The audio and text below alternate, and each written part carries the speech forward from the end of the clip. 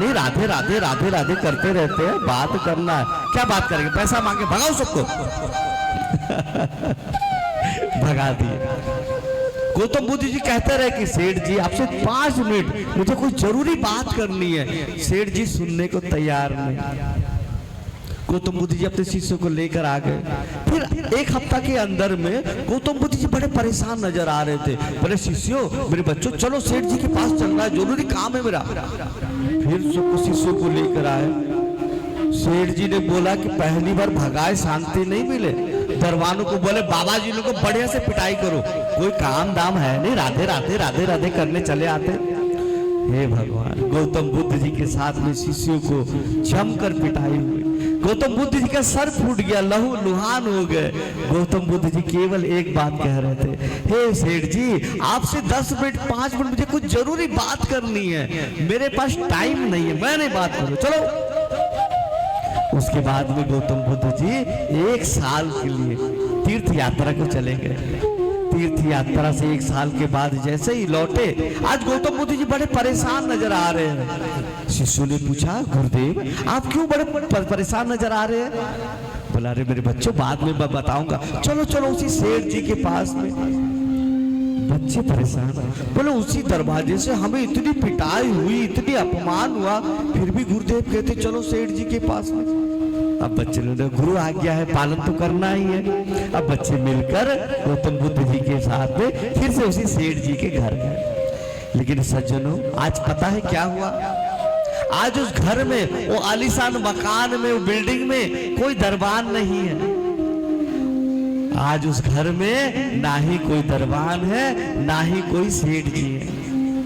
आज वो बिल्डिंग 3 तल्ला बिल्डिंग सूखे पत्ते से भरा हुआ है। और उसका आंगन में एक बैल बंधा हुआ, बैल। गौतम बुद्ध जी गेट खोलकर अंदर गए। उस बैल का कान में गौतम बुद्ध जी ने कुछ कहा और बैल रोने लगे। शिष्यों ने पूछा, गुरुदेव ये कैसी लीला है आपकी, हम कुछ समझ नहीं पाए। इसी दरवाजा से हमें मार पड़ी, पिटाई हुई, आपका सर फूट गया।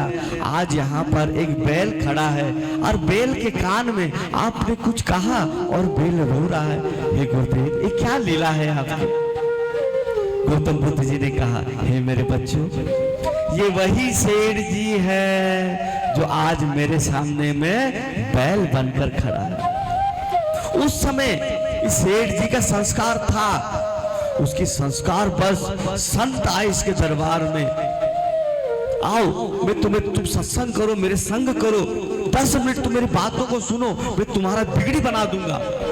हाँ, लेकिन वो अहंकार के कारण वो सत्संग नहीं कर सका, मेरे संग में बिगड़ी नहीं बना सका। आज मुझे पता था कि मरने के बाद में ये पशु पक्षी बनेगा। आज ये बैल बनकर यहाँ पर खड़ा है, मेरे सामने में रो रहा है। मैं चाहा कर भी उसका कुछ नहीं कर सकता, मैं चाहा कर भी कुछ नहीं कर सकता। जब चिड़िया खेत चूक के चली गई, फिर पछताने से क्या फायदा? पहले व्यवस्था करे ना, उसी के लिए है मनुष्य। आज इतनी बड़ी, नरेंद्र जी बोले कि महाराज जी पहली कथा, बाकी कथाओं में मैं जुड़ा बहुत हूँ, लेकिन पर्सनल अकेला करा रहा हूँ। पता, एक एक छोटी से छोटी, मैं किसी का तारीफ नहीं कर रहा हूँ, मैं भाव बता रहा हूँ, भक्तों के विचित्र भाव।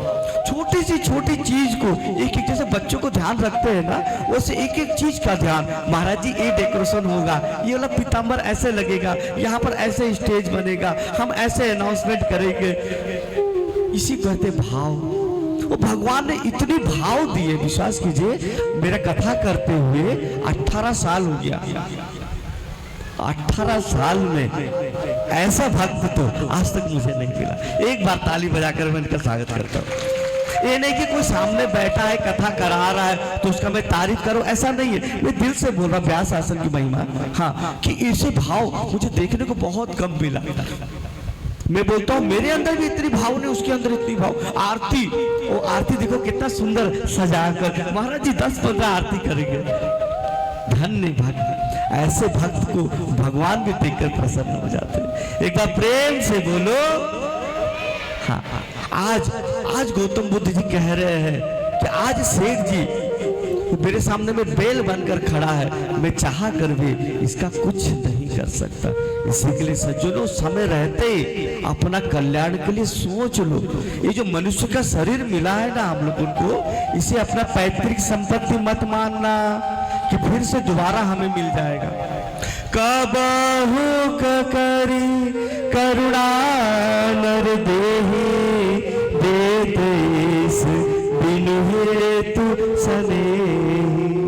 करोड़ों जन्मों के बाद में भटकते भटकते भटकते तब जाकर हमें आज मनुष्य का शरीर प्राप्त हुआ। हम जब माँ के गर्भ में थे ना, कैसे थे पता है ना? पैर ऊपर सर नीचे, सिकड़ा हुआ छोटी सी जगह में माँ के गर्भ में। हाँ, और माँ अगर कोई मिर्च वगैरह तला भुना खा ले, फिर बच्चे का कोमल कोमल चमड़े पर चलन, फिर पेट का कीटाणु अलग बच्चे को काटे, बच्चा त्राही त्राही चिल्लाए रोए, वहां पर कोई सुनने वाला नहीं। वहां पर हमारे श्याम सुंदर, हमारे प्राण वल्लभ वो आए गर्भ में, हे मेरे पुत्र, हे मेरे बच्चों, इस बार तुझे मनुष्य का गर्भ में डाला हूं, तू मेरी भक्ति करके तू मुझे प्राप्त कर लेना। हम लोगों ने सब भगवान से वादा किए, गर्भ में वादा किए थे कि प्रभु बस एक बार इस गर्भ से, नरक से बाहर निकालो, हम आपके इस बार बाहर जाते ही आपकी केवल भक्ति करेंगे। हाँ, गर्भ में किए थे वादे गोविंद राधे, भक्ति ही करूंगा किंतु भूल गए वादे। हम सब ने गर्भ में वादा किया था, लेकिन जैसे ही जन्म हुए, जन्म होते ही मम्मी ने कहा बेटा मैं तेरी मम्मी हूं, बोलो मम्मी। पापा ने कहा बेटा मैं तेरा पापा हूं, बोलो पापा। ये जो बिल्डिंग देख रहे हो ना, ये बिल्डिंग तेरा है। बच्चा सोचता है अभी तो मैं पैदा हुआ हूं, ये बिल्डिंग मेरा। अच्छा हाँ, ये बिल्डिंग मेरा। फिर 10 करोड़ रुपया बैंक में रख दिया हूं तेरे नाम से, बेटा 10 करोड़ भी तेरा है। अच्छा, पैदा होते ही 10 करोड़ मेरा, मजा आ गया। एक गाड़ी खड़ा है BMW, ये भी तेरा है। वाह, बच्चा बोला बहुत बढ़िया, पैदा होते ही बिल्डिंग, पैसा, गाड़ी सब मिल गया। फिर वही बच्चा अब धीरे धीरे बड़ा हो गया। जैसे 20 साल का हुआ, आग जलाए उसके चारों तरफ घूम लो, है ना, तू मेरी पत्नी मैं तेरा पति।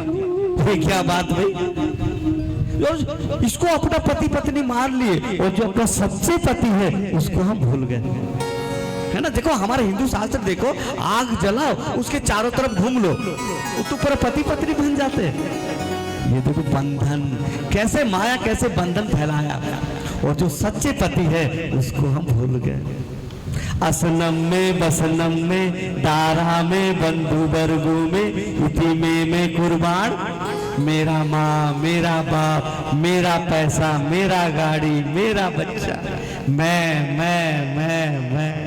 करते करते वादे भूल गए। नारायण या संसार में भूपति भय अनेक, मैं मेरी करते रहे, ले न गए प्रणय।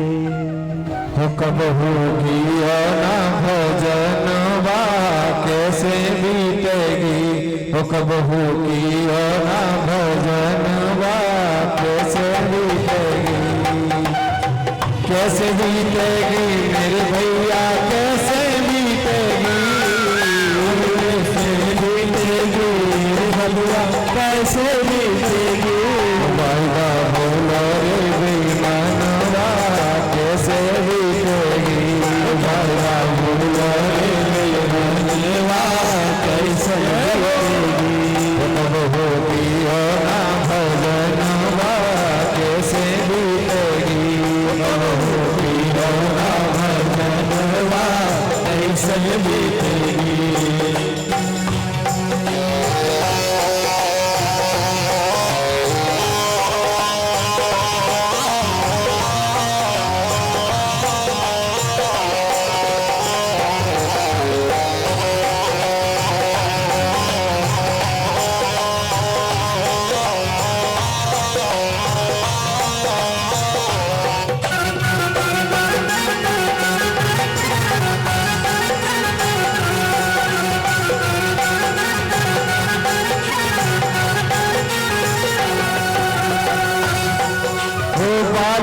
बालापन हंस खेल गमायो आई मस्त जवानी बालापन हंस खेल गमायो आई मस्त जवानी माता पिता ने करी सगाई दूल्हा बनो गुमानी माता पिता ने करी सगाई दूल्हा बनो गुमानी हाथन में कहना कैसे बीतेगी और ना भजनवा कैसे बीतेगी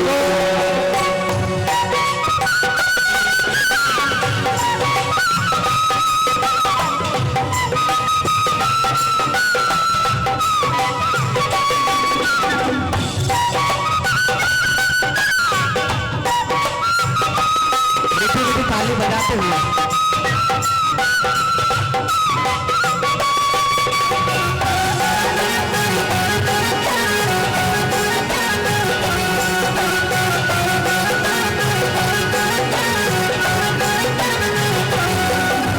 धूमधाम से ब्याह रचाया पहन के सरी जामा धूमधाम से ब्याह रचायो पर केसरी जामा वो दुल्हन लेकर घर में आए खत्म हुआ सब ड्रामा दुल्हन लेकर घर में आए खत्म हुआ सब ड्रामा बन गए सजनी के सजनवा कैसे बीतेगी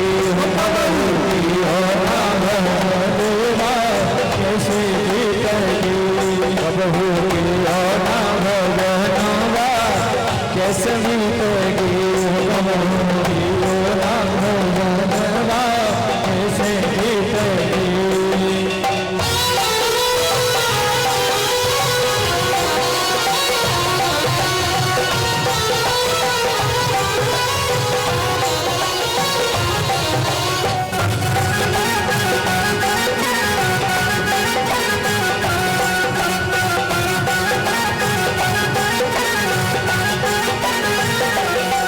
खुशियों का किस बीती करके दिन दिन हुए दीवाने खुशियों का किस बीती करके किस दिन हुए दीवाने बालक थे फिर बाप कहाए बाबा लगे कहाने बालक से फिर बाप कहाए बाबा लगे कहाने पास आए गया चौथो बनावा कैसे बीतेगी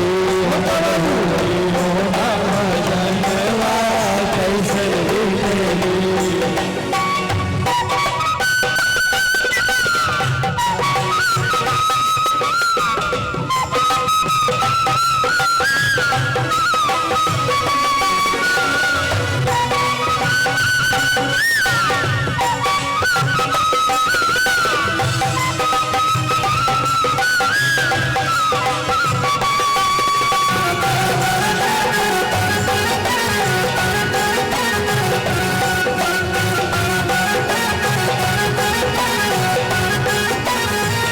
कमर कमान दांत सब टूटे नजर गई नजराने कमर कमान दांत सब टूटे नजर गई नजराने कमर कमान दांत सब टूटे नजर गई नजराने कमर कमान दांत सब टूटे नजर गई नजराने खाट बिछाए बार पर पड़ गए बहुए मारे ताने खाट बिछाए बार पर पड़ गए बहुए मारे ताने कब मर है ये बुढ़ावा कैसे बीतेगी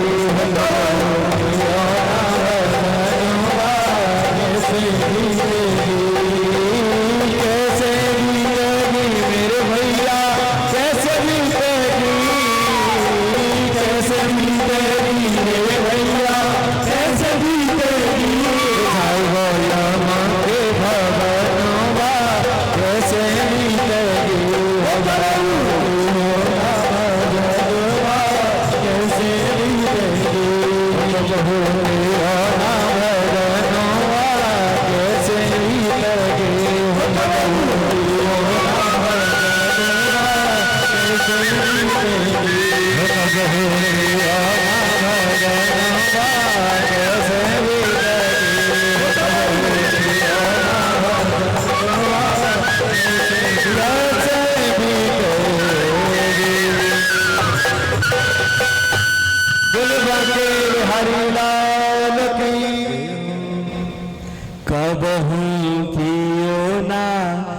भजनवा कैसन बीतेगी।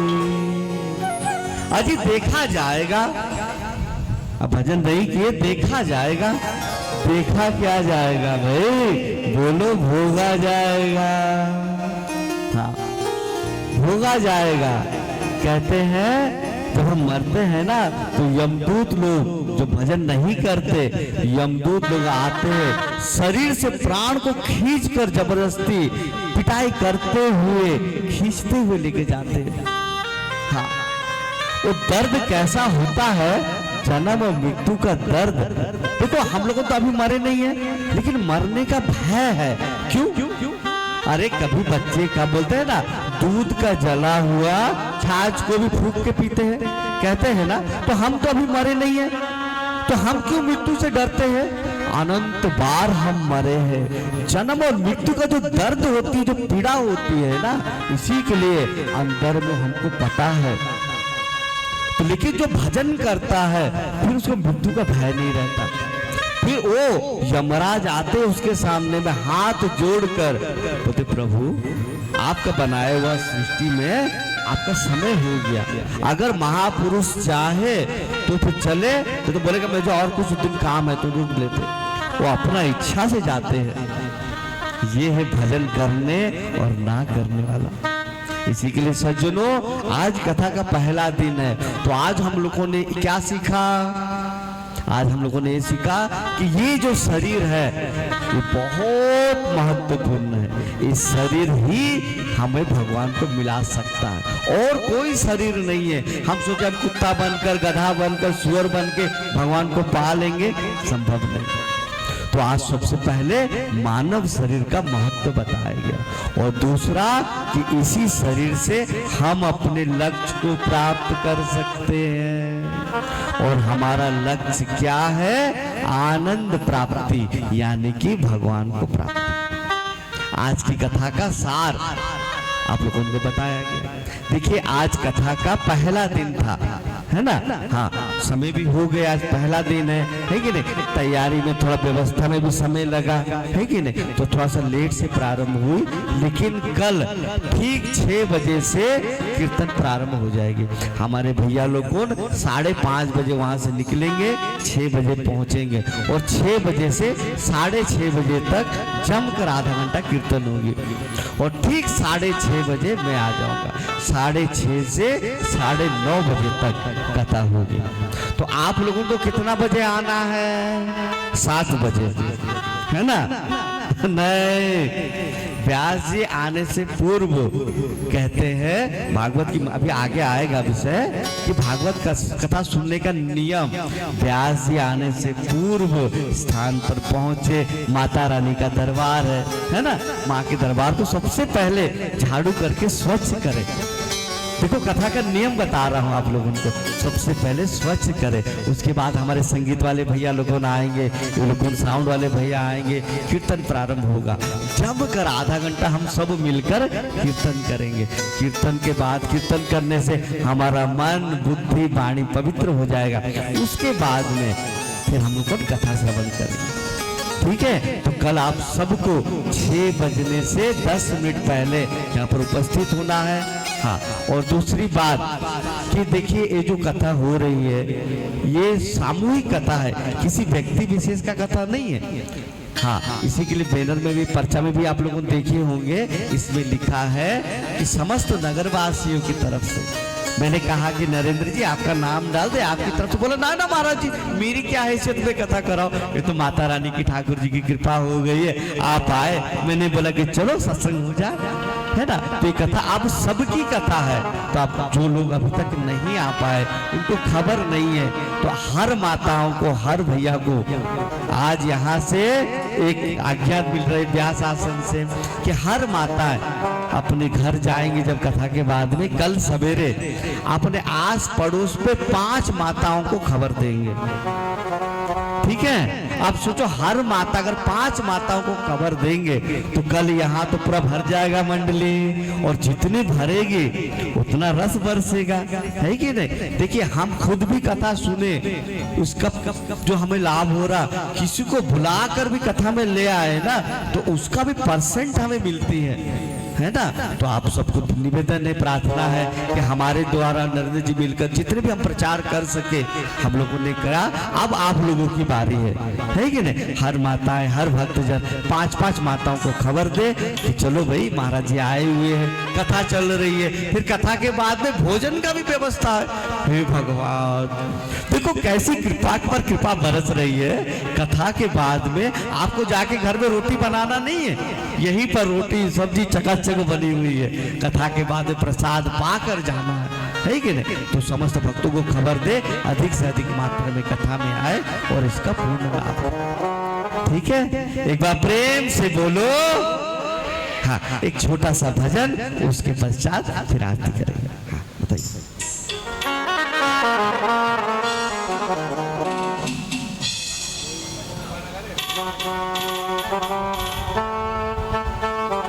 और पर्चा बांट दीजिए ना, बांटे के बोल रहे थे ना। देखिए इनका कितना सुंदर भाव।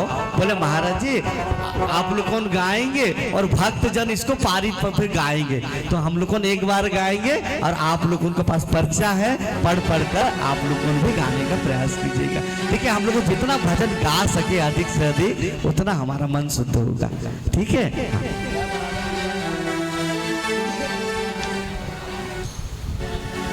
वृंदावन वसे सदा। पूरा धीमा ले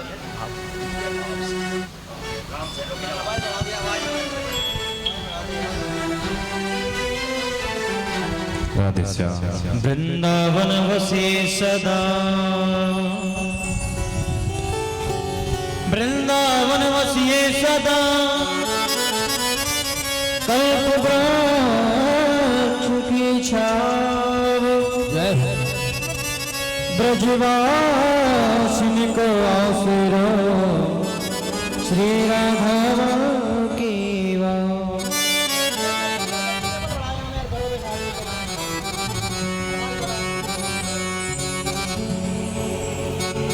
कोई जाए, कोई जाए वृंदावन,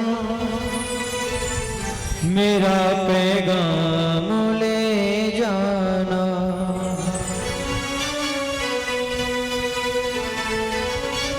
हाँ सभी माताएं बोलेंगी, पहले हम बोलेंगे बाद में आप बोलना। कोई जाए जो वृंदावन, मेरा पैगाम ले जाना। कोई जाए जो वृंदावन, मेरा पैगाम ले जाना। मैं खुद तो जा नहीं पाऊं, मेरा प्रणाम ले जाना। मैं खुद तो जा नहीं सकता, मेरा प्रणाम ले जाना। ये बड़े भाव से सभी मिल करके बोलेंगे। कोई जाए जो वृंदावन, मेरा पैगाम ले जाना। कोई जाए जो वृंदावन, मेरा पैगाम ले जाना। मैं खुद तो जा नहीं पाऊं, मेरा प्रणाम ले जाना। खुद तो जा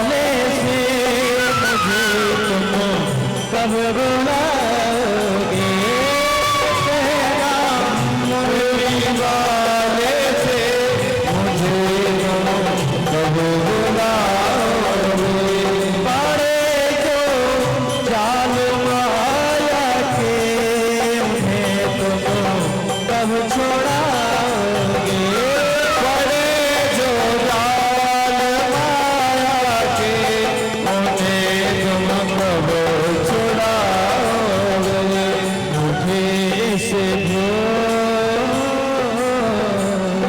मुझे से धो तल तल से मेरे भगवान निकालो।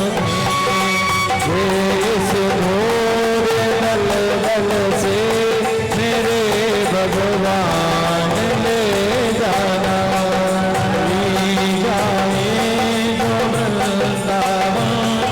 मेरा पैगाम ले जाना। कोई जाए जो वृंदावन, मेरा पैगाम ले जाना। यहाँ पर भक्त कहता है, हे प्रभु, अगर कोई भक्त आपके वृंदावन की ओर जाएंगे ना, तो मैं एक अपना तरफ से आपको पैगाम भेज रहा हूँ सरकार। हे श्याम सुंदर, मैं चिट्ठी लिख रहा हूँ कि प्रभु मैं आपके धाम में आ नहीं पा रहा हूँ। ये माया का जंजाल, ये माँ बाप बीवी बच्चा पैसा, ये माया ने मुझे इतना जकड़ लिया है सरकार, मैं आप तक पहुंच नहीं पा रहा हूँ प्रभु। आज एक भक्त के हाथों मैं पैगाम लिख रहा हूँ सरकार, मेरे पैगाम को स्वीकार करना प्रभु। अनंत जन्मों से कभी कुत्ता, कभी बिल्ली, कभी गधा, कभी सुअर बन कर भटक रहा हूँ प्रभु। आज हमें मनुष्य का शरीर प्राप्त है, लेकिन फिर भी आपकी माया, आपकी गुणमयी माया हमें छोड़ती नहीं सरकार। क्या करूं, मैं फंस गया हूँ इस संसार में। हे प्रभु, हमने सुना है संत जनों से कि आप कृपालु सरकार हो प्रभु। आपका केवल एक काम है कि आप कृपा करते हो, बिना कारण से आप कृपा करते हो सरकार। हे प्रभु, मैं आज एक चिट्ठी लिख रहा हूँ, मेरी चिट्ठी पढ़कर आप कृपा कर देना सरकार, और मुझे अपना लेना और अपने धाम में बुला लेना सरकार। बस यही एक मेरी अभिलाषा है।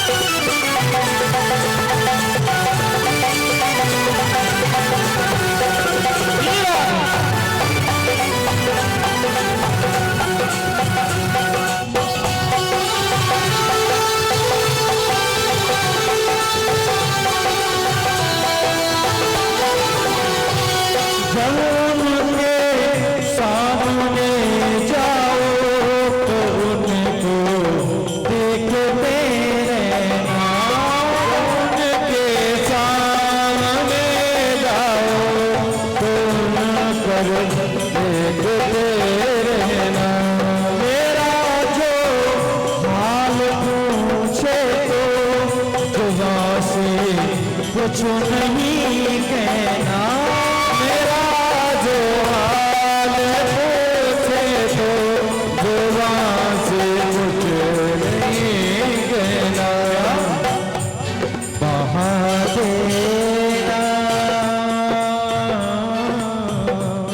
बहा देना कुछ एक आंसू, मेरी पहचान ले जाना। कोई जाए जो वृंदावन, मेरा पैगाम ले जाना। वृंदावन चलिए, वृंदावन चलिए, वृंदावन चलिए, वृंदावन चलिए।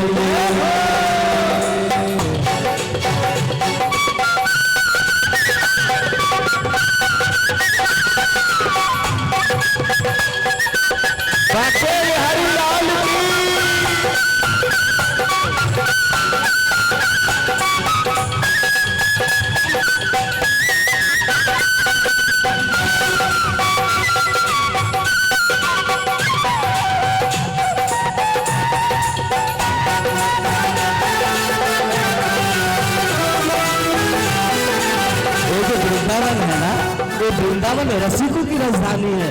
रसिक मतलब श्री कृष्ण के प्रेमी जन को रसिकों की राजधानी है, उसी के लिए वृंदावन वृंदावन वृंदावन। हाँ, जीवन में अगर कभी वृंदावन वास मिल जाए तो उसका जीवन धन्य। हाँ, वृंदावन रसिकन रजधानी वृंदावन, ओ वृंदावन रसिकन रजधानी वृंदावन।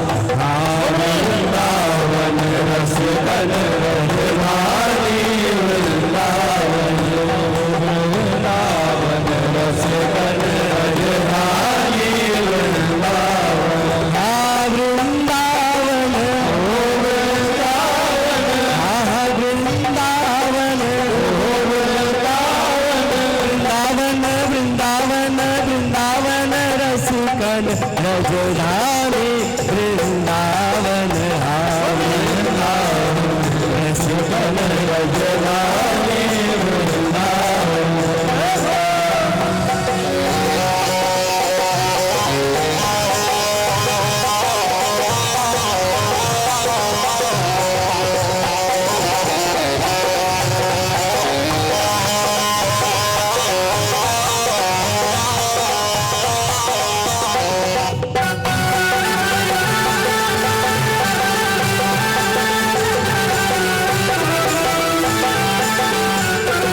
जो रातें जागो कर देखे मेरे सब हाल ले जाना।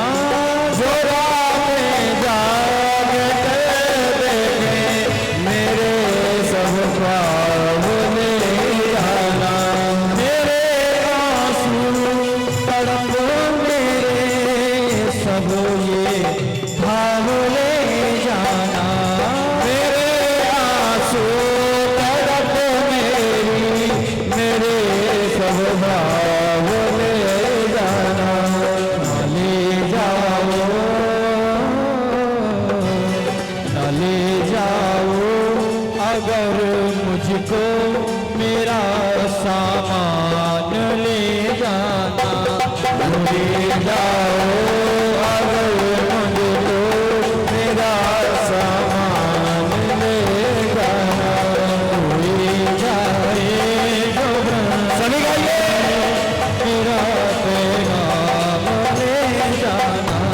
कोई जाए जो वृंदावन मेरा पैगाम ले जाना। कोई जाए जो वृंदावन मेरा पैगाम ले जाना।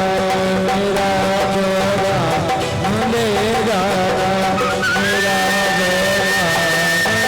जाना। मेरा पैगाम ले जाना। मेरा पैगाम ले जाना। मेरा पैगाम ले जाना। मेरा पैगाम बोली बाके बिहारी लाल की जय। एक भक्त की दर्द थी, ये कोई भजन नहीं था, एक भक्त की अंदर की दर्द थी। हे प्रभु, मैं एक चिट्ठी लिख रहा हूँ आपको, एक पैगाम लिखा हूँ, तो अपनी भावना को श्री कृष्ण के सामने में रख रहे। तो आइए, समय भी हो गया है, कल ठीक 6 बजे प्रारंभ हो जाएगी कथा, है ना। 6 बजे कीर्तन, 6:30 बजे से कथा, तो आप सबको समय से आना है। हाँ? देखिए, 3 प्रकार की भक्ति होती है, ध्यान दीजिए। भक्ति 3 प्रकार की होती है। पहला, व्यास पद्धति। व्यास पद्धति किसे कहते हैं? जैसे कि यहाँ व्यास आसन लगी है, मैं आप लोगों को कथा सुना रहा हूँ, आप लोगों कथा श्रवण कर रहे हैं, इसे कहते हैं व्यास पद्धति। दूसरा है नारद पद्धति। नारद पद्धति किसे कहते हैं? कथा के बीच बीच में हमारे भैया लोग हारमोनियम ढोलक बजा बजा कर आप लोगों को कीर्तन सुना रहे हैं, इसे कहते हैं नारद पद्धति। ये 2 प्रकार की भक्ति तो हो गई, लेकिन एक तीसरा रह गई। तीसरा कहते हैं हनुमत पद्धति।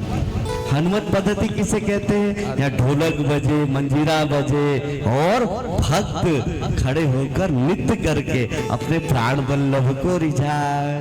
ये तीसरी भक्ति तो रह गई। तो आप सबको खड़े हो जाइए, छोटा सा एक भजन, उसके पश्चात आरती। अब सब कोई खड़े हो जाइए, बैठे बैठे पैर जकड़ गई होगी। हाँ, और भगवान नाम कीर्तन में जो नाचता है ना, फिर उसे 84 में नाचने का जरूरत नहीं पड़ती है। हाँ, तो जो 84 में नहीं नाचना चाहते हैं तो पैर हाथ और पूरी कर ले, है ना। अब तैयारी करे ठाकुर जी का रिझा कर नृत्य करके ठाकुर जी को रिझाने का। आइए बोलिए बाके बिहारी लाल की। हाँ भैया जोरदार जयकार लगाए एक बार सभी। राधे रानी सरकार की जय। दिनेश भाई, सबके संकट दूर करेगी वो बरसाने बारी बजाओ बजाओ बजाओ राधा नाम की ताली बजाओ राधा नाम की ताली बजाओ राधा नाम की ताली बजाओ राधा नाम की ताली। ओ सबके संकट दूर करेगी, सबके संकट दूर करेगी, सबके संकट दूर करेगी, सबके संकट दूर करेगी वो बरसाने वाली बजाओ बजाओ जय हो। भक्त ऐसे खड़े हो गए हैं जैसे इलेक्शन में खड़े कर दिए हैं। हाँ भैया, आप झूमने के लिए खड़े करे गए हैं, काहे के लिए?